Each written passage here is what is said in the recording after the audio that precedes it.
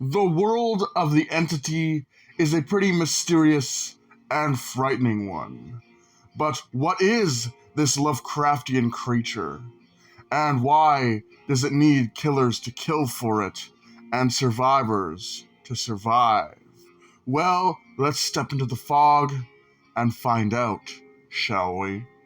The entity has no physical form, no true physical form for that matter, but it seems to like to manifest itself as a large spider-like creature, this mass of flesh and tangled legs. These spider-like legs are adorned with spines. It is also described as being ancient, probably taking people for its twisted game for thousands, even millions of years.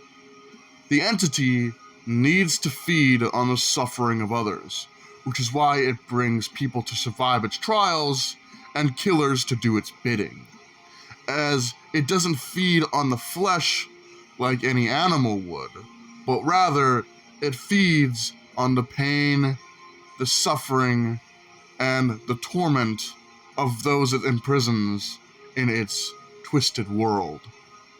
The killers serve one role, and that is to chase the survivors around the trial, slice them up, and fill them with insatiable fear.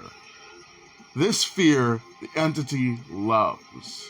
It's what the entity naturally feeds on. The entity cannot do this itself, which is why it brings things from the outside to do it for it. The killer's job is to chase the survivor down, break their spirit, torture them, and fill them with that good old fear seasoning.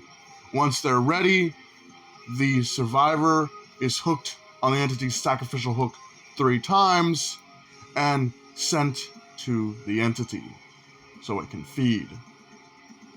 Unlike the survivors who can leave and go on into the next trial, the entity will never allow the killers to leave the trial because they're far too valuable in feeding it. In a similar way, the survivors can never truly be free or leave the entity's realm.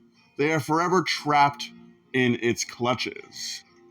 The survivors bring one special thing to the table, and that is hope. A special kind of hope that drives survivors to make it through the trial. And even though they will never truly be free, it's this hope that they'll move on, at least for a little bit, to a safer place, before inevitably being dropped back in to the same fight for survival they were only in minutes ago.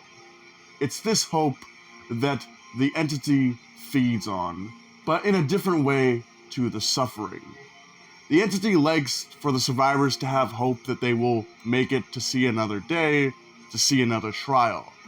But it's the breaking of this hope that the entity loves much more than the suffering a survivor will go through, because it loves to watch as the survivor realizes the hopelessness of their situation. But what happens to those who decide they don't want to be controlled by the entity, nor do they want to play the entity's twisted game? Enter the Trapper. I'm pretty sure if you're watching this video and you know what Dead by Daylight is, the Trapper is one of the most iconic characters.